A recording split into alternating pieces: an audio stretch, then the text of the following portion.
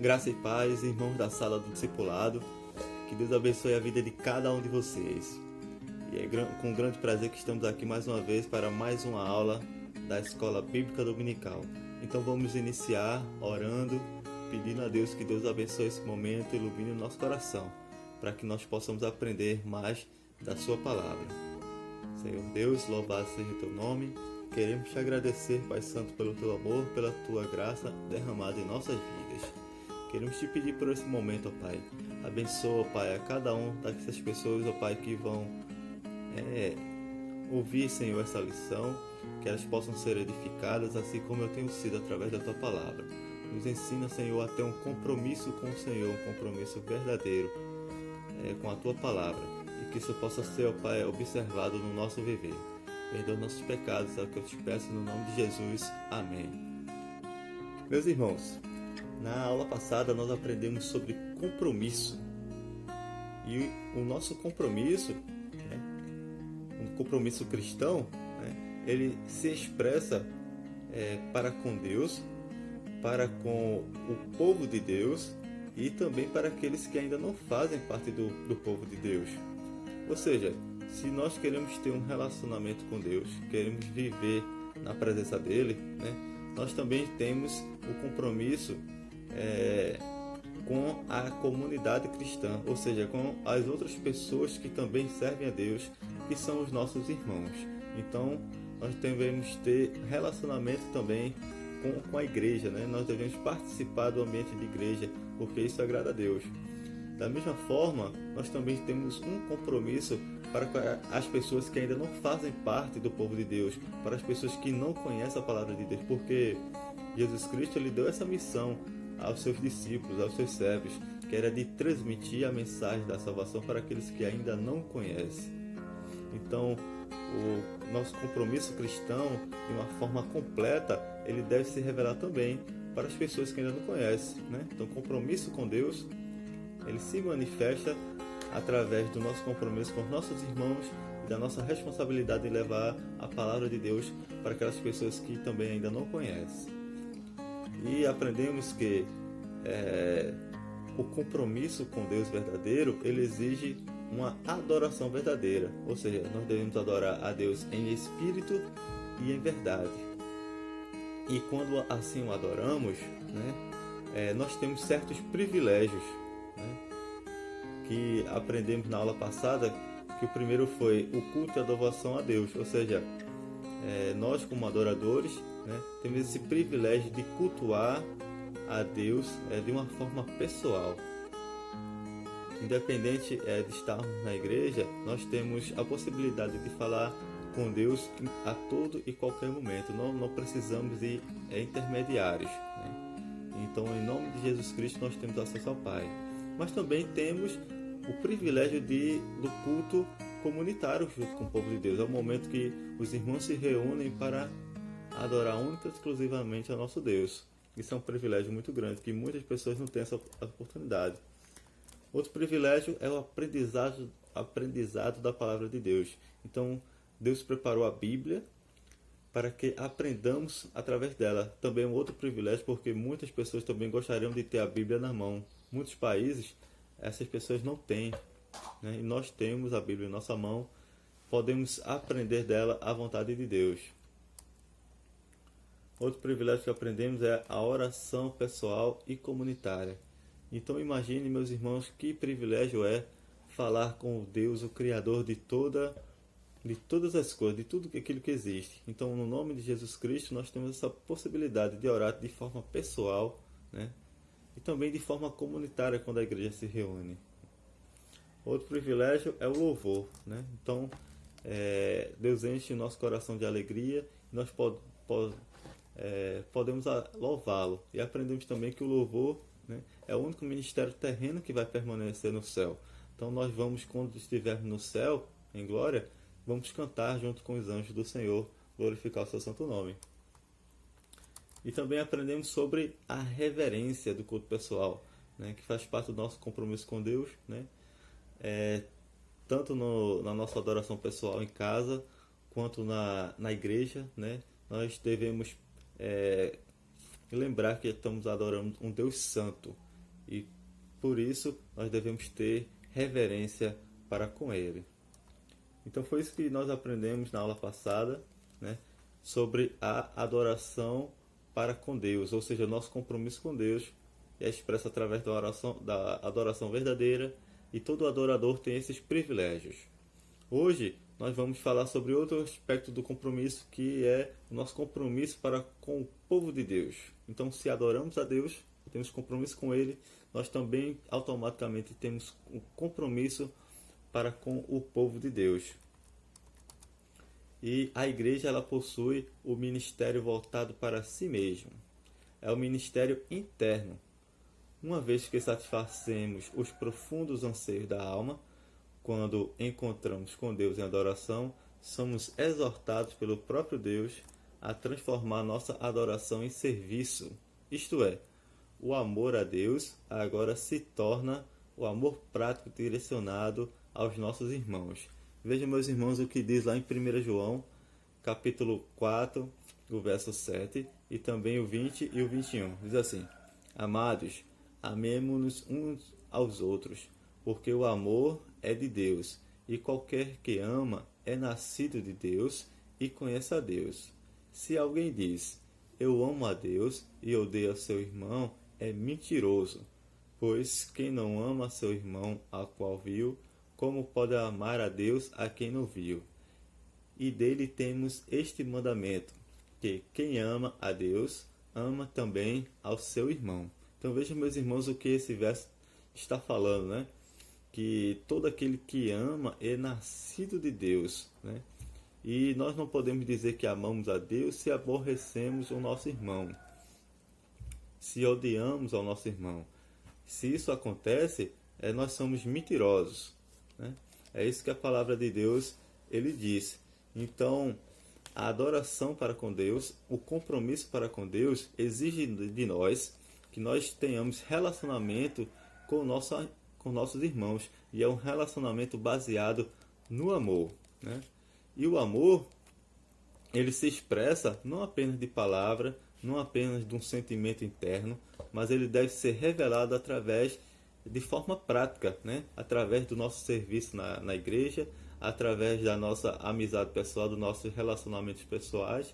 Então, tudo aquilo que estiver à nossa mão para fazer em favor do nosso irmão, e isso agrada a Deus. Então, o compromisso com Deus alcança níveis práticos de justiça, né? Então, justiça é amor em ação. É quando colocamos esse amor que Deus coloca no coração de forma prática, através de ações, né? Então, isso é chamado de justiça. Aí diz, quem tem sede de justiça certamente será saciado, exercendo e aprimorando o seu amor em direção ao seu próximo. Aí a lição aqui ele nos faz uma pergunta: você já descobriu como pode servir em amor a alguém próximo a você? Então, se já percebeu a diversidade de oportunidades que você tem na comunidade de fé para demonstrar o amor para com Deus às pessoas que carecem dele, né? Então, Deus ele nos dá dons, Deus ele nos dá talentos, né? Então, Deus ele nos dá várias capacidades. Muitas vezes nós pensamos que não. Às vezes nós temos uma mentalidade de achar que nós não somos capazes de fazer alguma coisa, né? Mas Deus, ele, como já aprendemos em outras lições, pelo menos Deus ele vai te dar algum dom, né, para que você possa exercer dentro da sua obra, né? Claro que esse dom que Deus nos dá é algo único, é algo especial que Deus dá a você, né? Então não adianta nós nos compararmos com outras pessoas, né? O importante é que nós aprendamos de Deus qual é a vontade dele para a nossa vida, reconheçamos o dom que ele nos deu e assim nós coloquemos em prática. Nós devemos nos esforçar para aprimorar aquilo que Deus ele nos tem dado, né? E a igreja é um lugar que nós temos muitas possibilidades de fazer isso, né? Então que a gente possa pedir a Deus que ele nos mostre o caminho, que também da nossa parte nós nos esforcemos para que quando as oportunidades aparecerem, nós estejamos prontos para servir a Deus e também a servir aos nossos irmãos. Então, na dinâmica da família de Deus é assim: abençoamos e somos abençoados. Enquanto abençoamos alguém, somos abençoados por outros. Então, acredito que todos nós já tivemos essa experiência de quando ajudamos alguém, né, abençoamos alguém, Deus enche o nosso coração de alegria. E no final das contas, nós acabamos, às vezes, sendo mais abençoados do que aquela pessoa que nós ajudamos. Caso contrário, se isso não acontecer, né, então haverá falta de amor nessa família. E a doença da desnutrição afetiva dentro da família de Deus fica às portas, né? Então a lição aqui está falando que se isso não acontecer de uma forma geral dentro da igreja, né, então vai acontecer algo que ele chama de desnutrição afetiva, ou seja, a falta de afeto dentro da igreja, né? Então, claro que dentro da igreja são várias pessoas diferentes, cada um tem a sua personalidade, né? Mas quando isso acontece de uma forma geral, os irmãos não mostram afeto um para com o outro, não mostram, não acabam percebendo, não tendo empatia pela necessidade um com os outros, né? Então isso contamina toda a igreja, né? E acaba desnutrindo a igreja, né? Fazendo com que isso se torne uma doença dentro da comunidade, né? Prejudicando assim a comunhão. Então, somente um compromisso sério com Deus e com o povo de Deus pode suprir as mais variadas carências na família de Deus, que é o povo de Deus, né? Então, que Deus ele nos ajude e que Deus ele coloque no nosso coração onde nós possamos melhorar e onde nós possamos contribuir, né, para ajudar o povo de Deus a crescer cada dia mais, né? Então nós podemos traduzir esse compromisso para com os irmãos em Cristo por meio da edificação. Em Efésios capítulo 4, verso 13 diz assim: até que todos cheguemos à unidade da fé e ao conhecimento do Filho de Deus, a homem perfeito, à medida da estatura completa de Cristo. Então, edificação, ele lembra uma construção, né? E a construção começa de baixo da base. A base ela deve estar firmada no lugar, numa rocha, né? Num lugar seguro, né? Então a nossa base é quem? É Jesus Cristo, né? Então em cima de Jesus Cristo nós começamos a edificar, né? Então a cada dia colocamos um tijolinho e vamos subindo até o momento que Deus, que o versículo aqui fala, até chegarmos à estatura de homem completo. O que isso quer dizer, a estatura de homem completo? É a maturidade cristã, né? Aí a maturidade cristã se chega através da unidade da fé. Então, estamos unidos em uma única fé, a fé verdadeira, que conhecemos através da Bíblia, através da palavra. É a fé e no conhecimento do Filho de Deus, né? Então, essa fé é a fé que é baseada no Cristo que morreu pelos nossos pecados, né? E que pela graça nós somos salvos e que aguardamos a sua vinda, o seu retorno, para que um dia toda a igreja de Deus esteja reunida, né, em glória, louvando ao Senhor, né? Então, a partir desse momento, nós começamos a edificar. Agora, edificarmos uns aos outros. Então, na medida que crescemos no conhecimento de Deus, né, crescemos na comunhão com Deus, né, e estamos em comunhão, nos relacionando dentro da igreja, né, então é necessário que haja essa edificação mútua.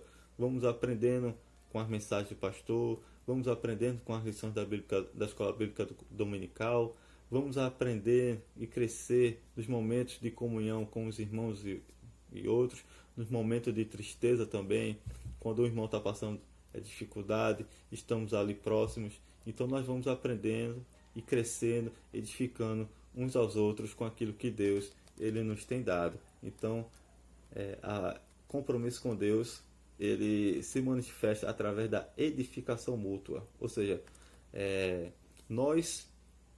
a nossa vida é construída, né, através do nosso relacionamento com outros irmãos. Então, outros irmãos vão nos ajudar a construir a nossa comunhão com Cristo e vice-versa. Mas também o nosso compromisso com Deus, ele se revela através do ministério da interdependência. Em João capítulo 13, o verso 34 diz: Um novo mandamento vos dou, que vos ameis uns aos outros, como eu amei a vós, que também vós uns aos outros vos ameis. Então, o ministério da interdependência foi descrito pelo apóstolo Paulo por meio dos chamados mandamentos recíprocos, encontrados ao longo de suas cartas. Essas cartas que ele escreveu às igrejas do seu tempo. Né? Então, ao estudarmos as epístolas do apóstolo Paulo, nós vemos diversas vezes ele aconselhando aos irmãos das igrejas, né, sobre a interdependência que nós temos, né, que nós devemos ter no seio da igreja. Né? Então, esses mandamentos de interdependência, né, são desde a oração, intercessão uns para os com os outros, né, a necessidade de exortação, né, exortarmos uns aos outros, ou seja, alertar o irmão para erros que ele está cometendo e ajudá-los a corrigi-lo, né? Também para ajudas às necessidades, né? E também a necessidade de comunhão, de adoração, de estarmos sempre juntos, né? Reunidos no nome do Senhor. Então, essas são as duas características que apresentam o compromisso de Deus, que revela o compromisso com Deus, apresentados aqui pela lição. Né? Então, na próxima aula, essa lição foi mais curta, né?